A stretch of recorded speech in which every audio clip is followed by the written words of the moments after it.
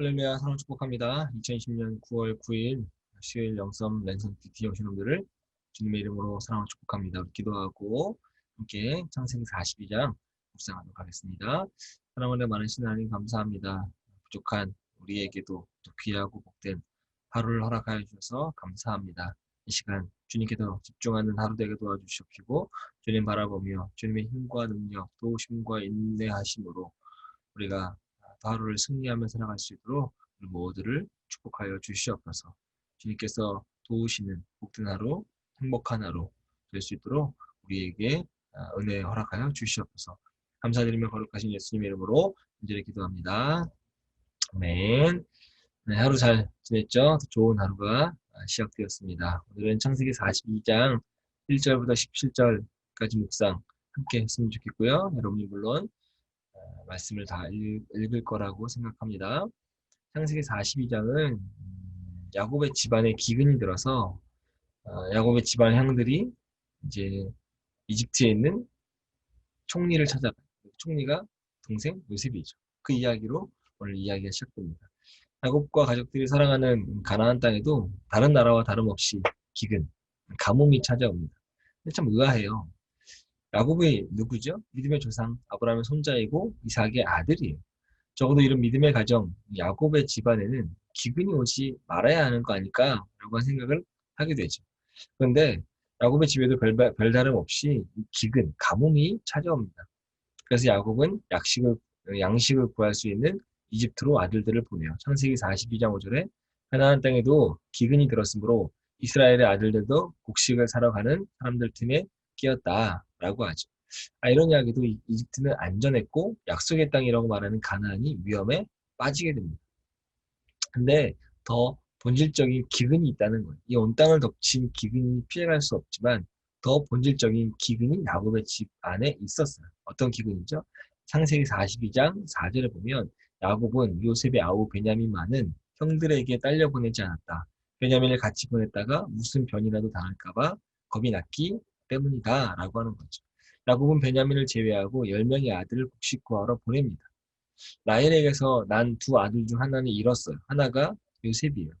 하나 남은 아들 베냐민마저 잃을까봐 두려웠기 때문에 보내지 않은 거죠. 야곱의 집에는 형제를 팔아먹고 아버지를 속인 아들들이 있었고 여전히 그 또 아들을 편애하고 아들들을 믿지 못하는 아버지가 있었어요. 야곱의 집안에는 이 육적인 기근보다 심각한 가족 관계의 기근이 있었다는 거죠. 관계의 기근은 곧 영적인 기근입니다. 이 약속의 땅에서 살아가는 약속의 후손인 야곱의 집안에 육적 기근뿐 아니라 이 관계의 기근, 곧 영적인 기근까지 있었어요. 어찌 보면 참 총체적 난국의 상태가 바로 지금 야곱 집안의 상태입니다. 어쨌든 이 형들이 요셉을 만나게 돼요. 이집트의 총리로서 형들을 만난 요셉이 상당히 의아한 반응을 하죠. 창세기 42장 9절에 이렇게 이야기해요. 당신들은 첩자들입니다. 이 나라에 허술한 곳이 어딘지를 엿보러 온 것이 틀림없소. 라고 이야기하죠. 그리고 42장 15절에 당신들이 진실로 증명할 길이 있어. 당신 바로께서 살아계심을 두고 맹세하오. 당신들이 막내 아우를 이리로 데려오지 않으면 당신들은 여기에서 한 발자국도 벗어날 수 없습니다. 라고 이야기해요. 단지 기근 때문에 먹을 것을 찾아온 이 형들에게 첩자로 몰아서 막내 동생 베냐민을 데려오라 라고 이야기한 거죠.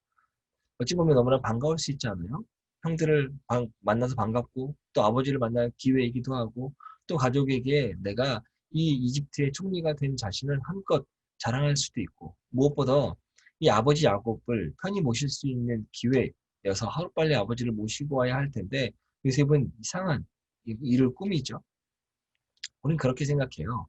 사람들은 신앙에 대해서 그저 좋은 사람이 되라고 이야기하는 것, 여러분 그건 크게 오해하고 있는 겁니다. 그저 좋은 사람만 되는 건 결코 좋은 신앙이 될 수 없습니다. 좋은 신앙이 되면 영적인 기근도 함께 볼 줄 알아야 돼요. 이 육적인 기근만 보고 그것만 해결하려 한다고 한다면 그래서 관계의 기근, 즉 영적인 기근을 보지 못하면 신앙인으로서 문제가 많은 시간입니다. 요셉은 그걸 해결하고 싶었어요. 형제들과의 이 만남을 통해서 온 집안의 영적 기근을 문제 해결할 수 있는 좋은 기회임을 알았던 거죠. 형들의 악함을 해결하고 아버지의 한 해의 문제도 돌아볼 수 있는 기회도 있고 또 가족으로 살아가고 있지만 서로 믿지 못하는 이 관계의 기근, 문제를 해결할 수 있는 기회다라고 생각한 거예요. 하나님이 자신에게 주신 기회다라고 생각한 거죠. 이 시대 어찌 보면 육적인 기근이 좀 심각합니다. 2.5단계가 되어서 많은 소상공인들도 어려움을 겪고 있죠. 모든 사람이 어려움을 겪고 있습니다. 더 심각한 문제는 교회와 그 교회 안에 있는 교인들 간에 이 관계의 기근, 영적 기근에 빠져 있다라고 하는 겁니다. 교회가 대형화되고 세계적으로 유례없는 부흥을 누려왔지만 그 부흥이라는 것 안에 신앙의 본질과는 전혀 상관이 없었던 교회와 목사들과 교인들 스스로가 비참한 모습으로 증명해 보이고 있는 시대가 지금의 시대죠. 주님이 교회에게 또 교인들에게 세상의 빛과 소금이 되라고 이야기하는데 교회가 세상에서 관계할 방법을 찾지 못하고 오히려 세상에 짐이 되고 있고 바이러스를 퍼뜨리는 주범이 되고 있는 것만으로도 참 영적 기근의 한국의 현 주소다, 한국 교회의 현 주소다라고 이야기할 수 있습니다. 기독교인에게 더 거룩해지기도 하고 또 이 시대는 오히려 기독교인들에게 육적인 기근뿐 아니라 이 영적인 기근에까지 빠지지 말라고 이야기하는데 영적인 기근에까지 빠지고 있는 우리는 어떻게 해야 될까라고 하는 거죠. 근데 문제는 제가 큰 교회 목사거나 유명한 목사가 아니기 때문에 한국 교회에 큰 영향력을 미치는 목사가 아니기 때문에 어떻게 할 수 없는 상황이지만 제가 할 수 있는, 제가 서 있는, 또 제가 관계 맺고 있는 그 여러분들에게 영적 상태에 빠지지 않을 수 있도록 무엇을 해야 될까라고 고민하게 되는 거죠. 신앙적 어려움을 겪고 있는 우리 청년들이 있다면 제가 매일 기도하려고 합니다. 또 이렇게 큐티 영상 매일 찍어서 여러분이 그래도 조금이나마 묵상을 할 수 있도록 그래서 여러분을 깊이 말씀으로 내면에 만날 수 있도록 도우려고 합니다. 최선을 다해서 도우려고 합니다.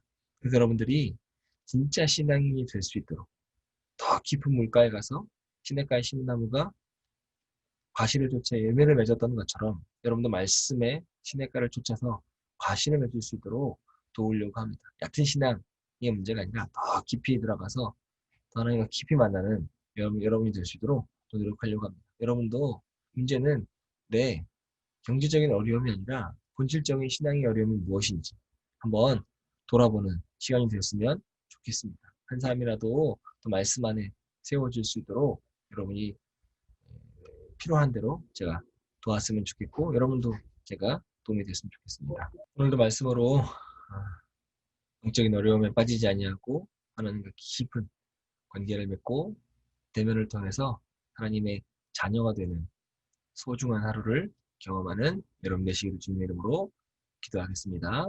영성의 모든 청년들을 주님의 이름으로 사랑을 축복합니다. 내일 또 목요일 영상으로 만나도록 할게요.